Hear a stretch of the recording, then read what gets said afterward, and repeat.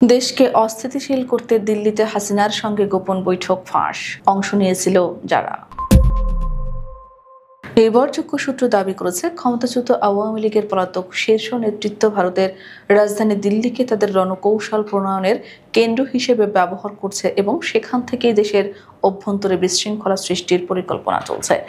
অভিযোগ আছে, এই পরিকল্পনার অংশ হিসেবে সাবেক সরকারি কর্মকর্তা ও এমপিদের নিয়ে গোপন বৈঠক করেছে ফ্যাসিস্ট শেখ হাসিনা। সূত্র জানায়, দিল্লির লুটিয়েন্স বাংলো জোনে নিরাপদ বলে চিহ্নিত একটি বাসভবনে হাসিনা ও তার ঘনিষ্ঠরা অবস্থান করছেন। সেখানে তার মেয়ে সায়মা অজেদ পুতুল দীর্ঘদিন ধরে রয়েছেন এবং বাসভবনটিকে কার্যত একটি ওয়ার রুম হিসেবে ব্যবহার করা হচ্ছে।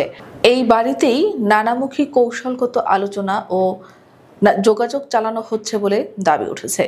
একই সূত্র বলছে, ৪ নভেম্বর মা মেয়ের মধ্যে আন্দোলন পরিচালনার কৌশল নিয়ে তীব্র মতবিরোধ হয়। পুতুল মাকে আপাতত নীরব থাকার পরামর্শ দিলে হাসিনার রোষ ভার করা এবং আলোচনায় উত্তেজনা দেখা দেয়, এমনও দাবি রাখা হয়েছে। স্থানীয় নিরাপত্তা পর্যবেক্ষকরা এই ঘটনার বিষয়ে নজরদারি চালাচ্ছেন বলে জানা গেছে। বিশ্বাসযোগ্য একটি সূত্র আরও জানিয়েছে, গত ১১ অক্টোবর বিকেল থেকে রাত পর্যন্ত হাসিনার দিল্লির বাসায় এক উচ্চ পর্যায়ের গোপন বৈঠক অনুষ্ঠিত হয়।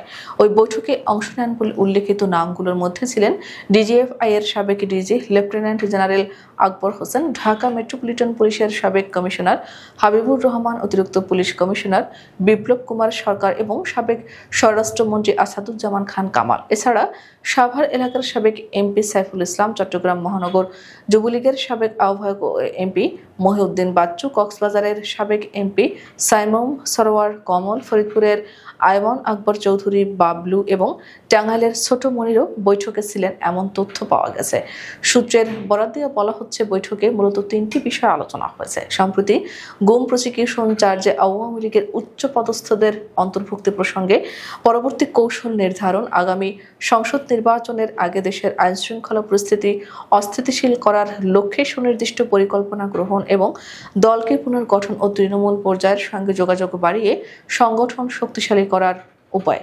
এই 3টি এজেন্ডা নিয়ে বৈঠক মূলত ঘুরেছিল। এই আলোচনার পরেই কিভাবে আন্দোলন সাজানো হবে এবং দ্রুত সফলতা আনা যায় এমন দিক নির্দেশনা নিয়ে পাঠানো বার্তাও অবশ্য আছে।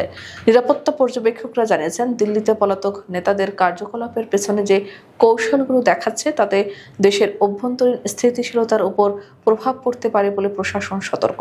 সংশ্লিষ্ট সূত্র আরও জানায়, ভারতীয় পর্যায়ে বসবাসরত এক সাবেক হাইকমিশনার, একটি আইনজীবী এবং দিল্লি প্রেস ক্লাবের একজন সাংবাদিক সংশ্লিষ্ট ব্যক্তিদের সঙ্গে যোগাযোগ রক্ষা করছেন। তাদের মাধ্যমে মিডিয়া ও আইনি বিষয়গুলো সমন্বয় করা হচ্ছে বলে দাবি রয়েছে।